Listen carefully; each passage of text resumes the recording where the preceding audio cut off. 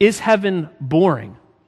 When I was younger, I remember in third grade or so, I was speaking with a friend, and this was one of my first confrontations with somebody who didn't believe the way that I believed.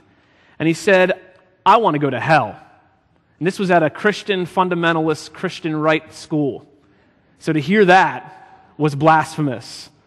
He says, I want to go to hell. And this was in the 1980s, you got to remember that. And I said, why do you want to go to hell? Nobody wants to go to hell. He's like, I want to go to hell because I want to have fun. Michael Jackson's going to be in hell.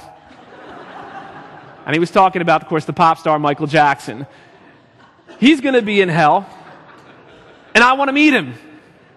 And so we have this picture of fun hell and boring righteous heaven. Fun sin, right? And boring holiness. And so our picture is so distorted. I'd rather go to hell than go to heaven. Our misconceptions of heaven come from Satan himself. Revelation 13, 5 through 6 says this, the beast was given a mouth to utter proud words and blasphemies and to exercise his authority. Now listen to this. He opened his mouth to blaspheme God. Now we all know that's true. But look at this last phrase, or listen to it. And to slander his name and his dwelling place and those who live in heaven.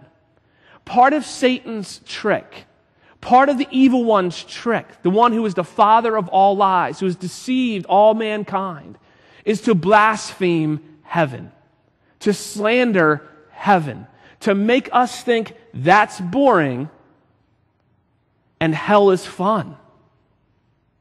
Think about how crazy that is. But if you're honest with yourself, we all have a little bit of that in our hearts. That hell or that heaven is somehow a boring place. You know, Satan's MO has always been distorting what God wants for us. Think about Eden. It's the same thing in Eden. Did God really say? You've read those words before in Genesis chapter 3. Did God really say? God doesn't want you to eat that fruit because He's afraid you're going to become just like Him, knowing good and evil. And there's a little bit of truth in there, isn't there? But Satan has always been about distorting what God wants for us.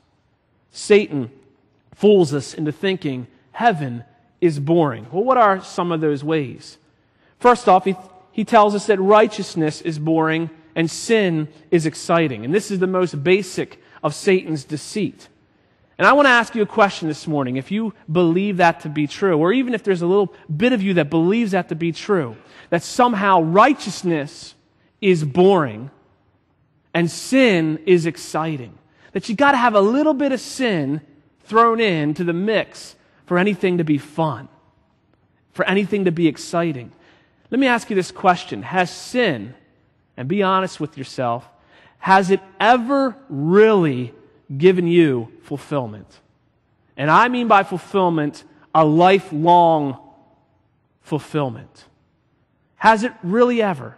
Something that you wanted so much, and you knew it was sinful, and you went after it, and yes, it did gratify for a time.